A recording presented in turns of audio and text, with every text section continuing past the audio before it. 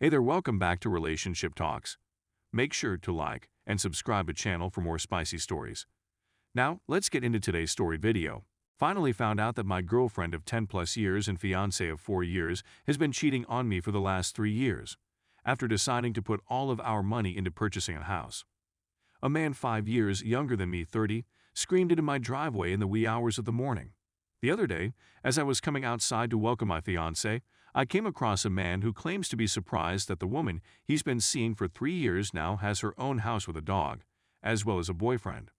While I was outside with the two of them, he walked inside the house and stated his point of view on the situation. The previous 10 years have seen me and my partner together in many different situations. Through it all, we've managed to get engaged while I was away at grad school in the middle of it all. Something didn't seem quite right when I returned to my mother's house after a long absence. Our relationship had simply deteriorated, and we were no longer experiencing the same degree of closeness that we had before. They did, however, agree to collaborate on the project. When things started to look up for us, we came to the conclusion that we would not be getting married. A house was something we had wanted to acquire with the money we had saved and the money that our family would be donating to us so we could start our family. After a year of living at home and her years of arguing with me over my decision to enable her to be independent and go out with her friends, I learned that she has been in a relationship with this other guy the whole time. For an extended period of time. I'm at a loss for what to do since our lives are so intertwined and because we each own this wonderful property in our own names. In addition to being a superb canine friend, she hasn't raised any objections, and she seems to be telling me the truth about this specific guy in question. It was this guy who was able to fill a need in her life that I was unable to fill on my own. In addition to wanting to feel loved again and wanting to feel young again, among other reasons, she claimed that she committed the crime. I think that our current situation has been demanding on her, and she wanted to be able to experience something that would make her feel like she was back in college or something similar. To be really honest, I don't think it's fair to me. Despite the fact that she expressed a desire for us to work, I can't seem to get the image of her and this lie out of my head for some strange reason. Our way of life, as well as our family and our house, are all things I enjoy. Despite this, I'm not sure I'll ever be able to love her in the same way again. Please, someone come to my aid. It was only after knowing of her situation that I decided to spend this weekend apart from her. Update 1.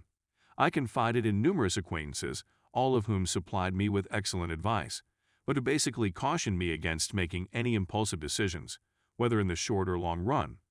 Having the courage to let oneself to feel these emotions without attempting to control them or expecting answers is a challenging challenge.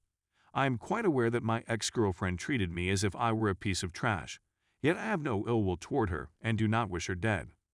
While I understand that this seems unusual and that it may be indicative of my having lost my affections for her, my goal is to prevent her from dying the roadside.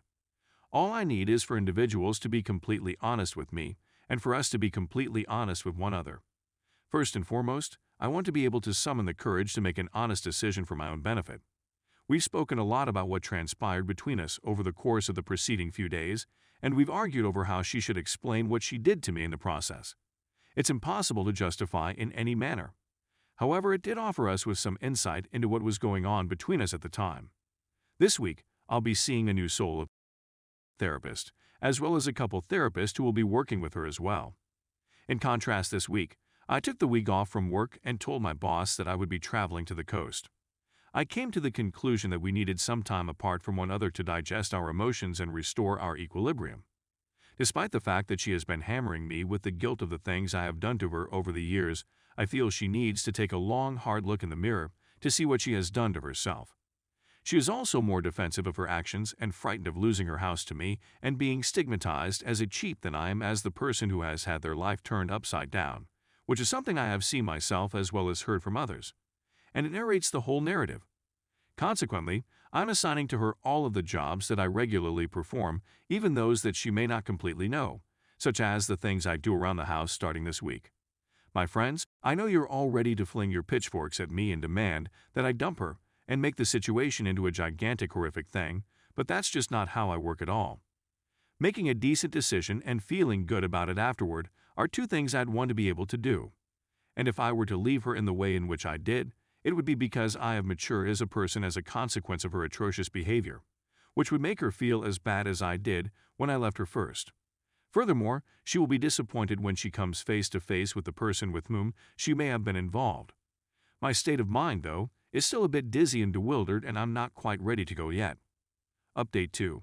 A lot has transpired in the previous month or so, and treatment has shown to be really effective in my rehabilitation. The decision was made by my ex-fiance and myself that she needed to transfer to a new apartment, and that we needed to stop our relationship completely. It is said that we have both been seeing therapists, and we have both agreed to abstain from talking for at least 1 month as part of our treatment. That particular period of time has been set aside for me. In fact, I've noticed that having regular contact with her and reliving events and disagreements with her has had the opposite effect of helping, and has instead pushed me back into an emotional mess, so I've decided to avoid contact with her until I feel better, if and when I finally get around to it.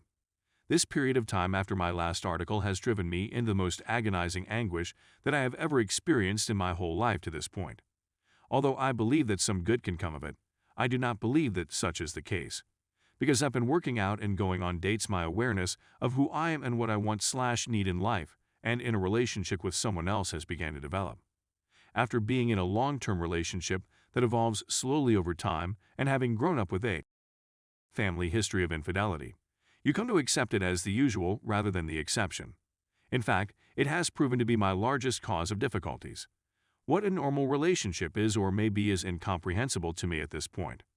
Conversations with others who have no previous experience with this kind of situation and who have no comprehension of our circumstances have been useful, because they have helped me realize how twisted up our lives were and how screwed up what she did was. It turns out that the guy was absolutely oblivious of what was going on, so I've just gotten in contact with him as well. As of this writing, he has not replied to my email, as well as confirming whether or not she had seen him since T-Day. I was searching for clarity on a couple of other issues as well. Ex-spouse has been making repeated attempts to renew their connection with me, but I have absolutely no intention of doing so in the foreseeable future. What will happen over the next several months is that I will buy her out of our house and gradually move her to a different location. It is probable that I will make one last update on this topic when I have signed the necessary paperwork and resumed my normal life. In any case, I wanted to convey my appreciation to everyone who has shown their support for me on this site or via private messages on other platforms. As a matter of fact, you cannot really prepare yourself for or grasp what it is like unless you have actually experienced it, which is what I am presently going through as I write this article. My dreams are regular, and I have bouts of great weariness and melancholy from time to time. However, it is possible to feel hopeful and even excited about the future, and I am starting to see glimmers of this in the world around me today. To anybody else who may be going through anything similar to this, I want to emphasize the significance of doing all in your power to get yourself out of the situation as quickly as you possibly can. In order to have a more complete image of your life, you should strive to avoid direct involvement with the person who had the affair, since they are toxic and will make you feel terrible. Keep in mind that you are not the source of any of the suffering you are experiencing. Going out with friends or going on a vacation to get your mind off things is an example of compulsively engaging in activities. Breaking Open by Elizabeth Lesser, which was recommended to me by my therapist, was a book that I found quite beneficial.